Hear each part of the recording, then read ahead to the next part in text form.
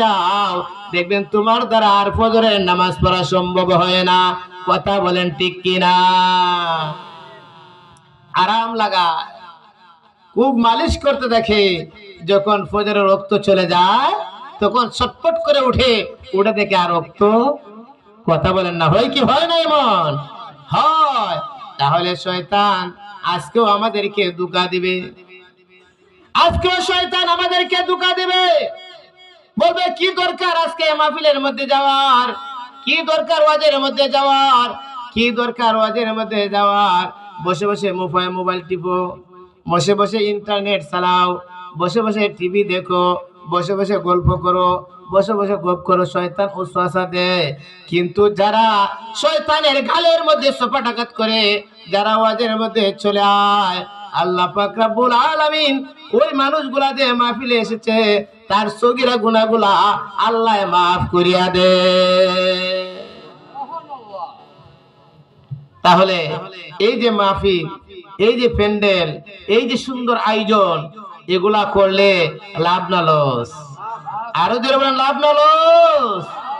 লাভ।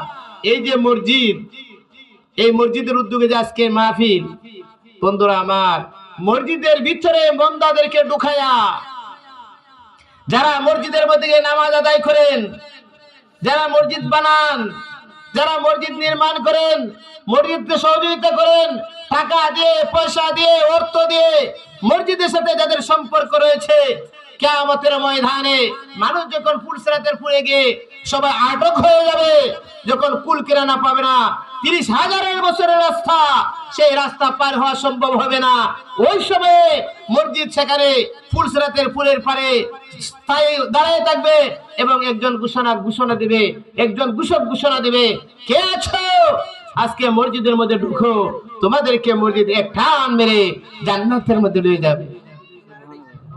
ঘোষণা দেওয়ার সাথে সাথে মানুষ পাগল হয়ে যাবে, কার আগে কে মসজিদে ঢুকবে, এমন ভাবে দৌড়াদৌড়ি শুরু করে দিবে। মানুষগুলো এমন ভাবে দৌড় আরম্ভ করে দিবে, যখন মানুষ দৌড়িয়া দৌড়িয়া যখন মসজিদে ঢুকতে চায়, তখন আবার ঘোষণা হয়, দাঁড়াও, স্টপ, থামো, সবাই মসজিদে ঢুকার মতো যোগ্যতা তোমাদের নাই।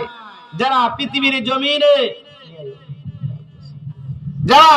জমিনে মসজিদ বানাইছে, মসজিদের পরিচর্যা করেছে, মসজিদে গিয়ে নামাজ আদায় করেছে, মসজিদকে পরিষ্কার পরিচ্ছন্ন করেছে, মসজিদের সাথে